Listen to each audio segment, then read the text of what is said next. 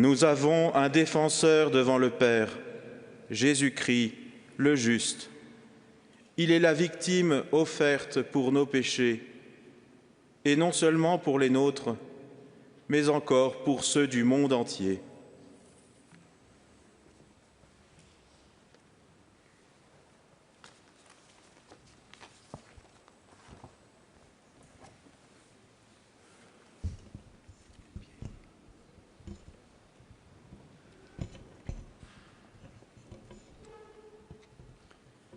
Chers frères et sœurs, nous avons un avocat auprès de Dieu et devant Dieu, Jésus-Christ, le juste.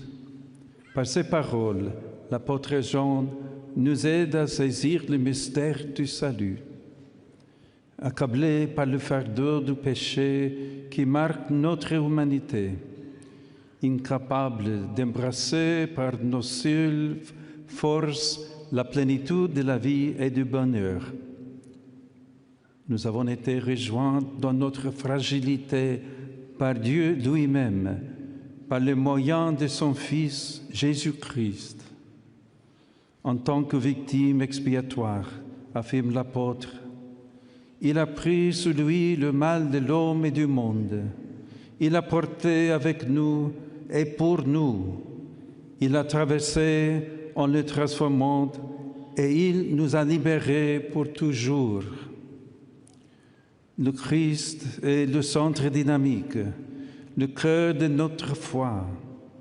Et c'est à partir de cette position centrale que je voudrais m'adresser à vous, alors que je salue cordialement Son Altesse le Prince Albert, Son Excellence Monsieur Dominique Marie David, ainsi que les prêtres et les religieux et religieuses présents, en vous exprimant ma joie d'être ici et de partager votre cheminement ecclésial.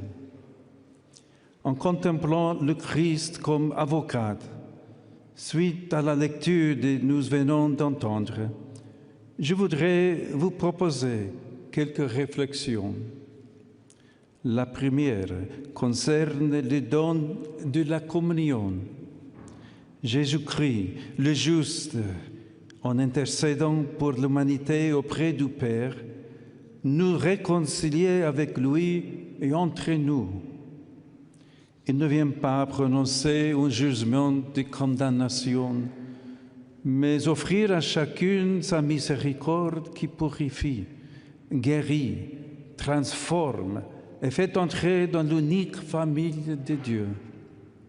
Sa nature compatissante et miséricordieuse le fait avocat des pauvres et des pécheurs, non pas pour encourager le mal, mais pour les libérer de l'oppression et de l'esclavage, afin de les faire devenir enfants de Dieu et frères les uns des autres.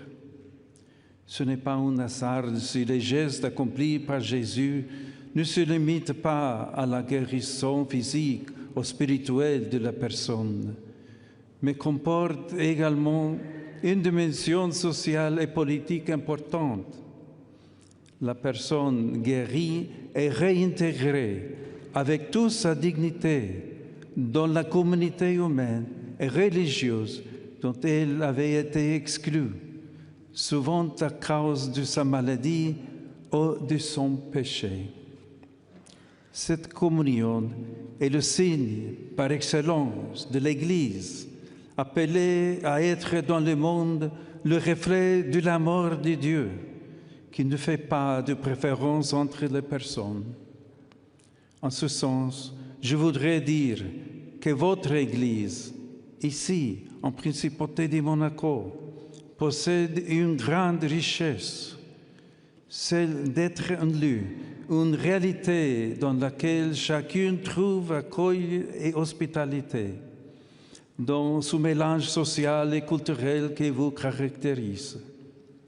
La Principauté de Monaco est en effet un petit État à la population très variée, composé de Monégasques, de Français, d'Italiens et de personnes de nombreuses autres nationalités.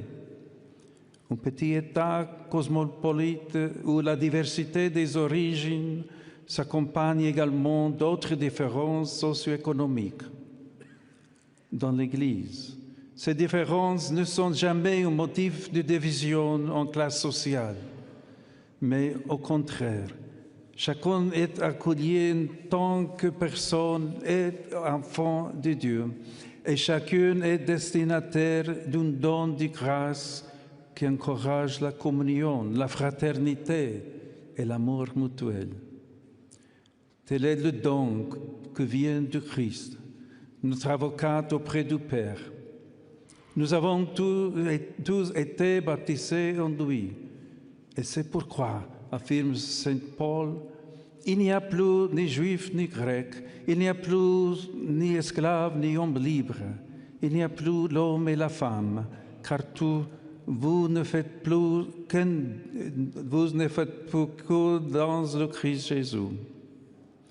Il me semble toutefois nécessaire de souligner un deuxième aspect, l'annonce de l'Évangile comme défense de l'homme.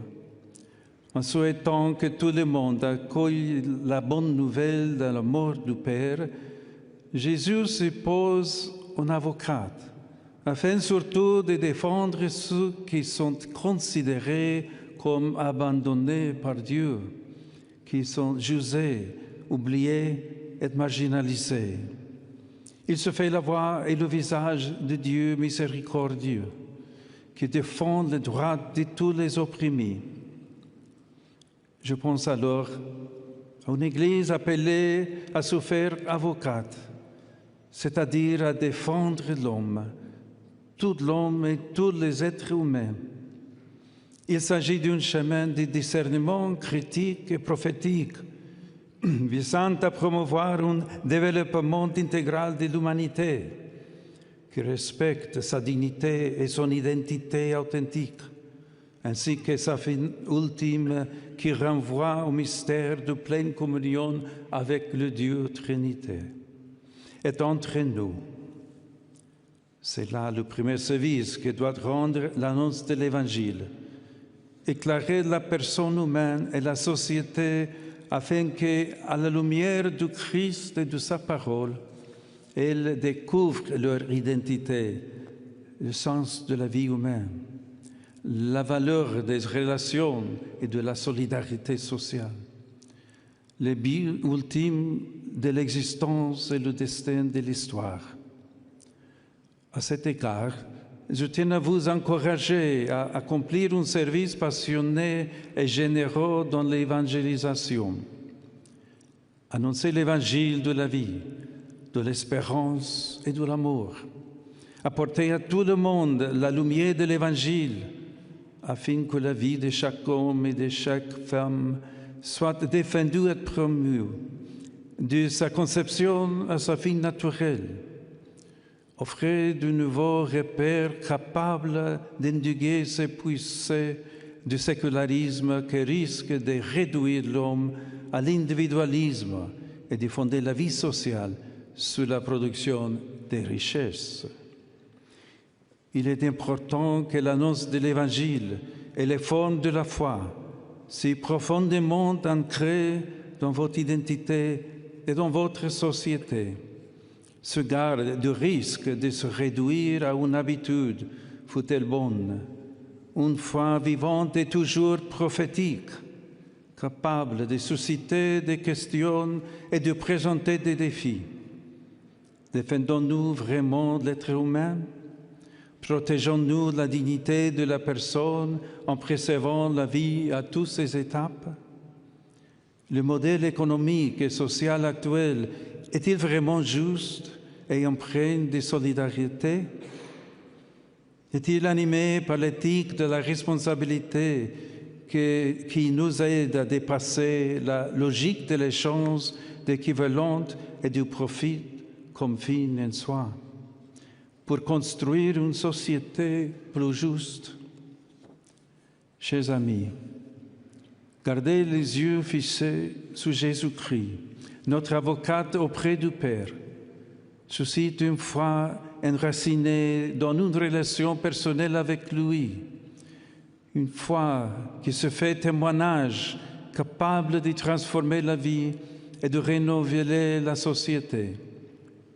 Cette foi doit être annoncée avec des moyens et des langages nouveaux, y compris numériques. Et chacun doit être initié et formé avec persévérance et créativité. Cela vaut en particulier pour ceux qui s'ouvrent à la rencontre avec Dieu, pour les catéchumènes et les recommençantes, que je vous recommande tout particulièrement. Que votre sainte patronne, la Vierge Marthe dévote, vous inspire par son exemple, et que la très sainte Vierge Marie, l'Immaculée, intercède pour vous et vous guide toujours sur votre chemin.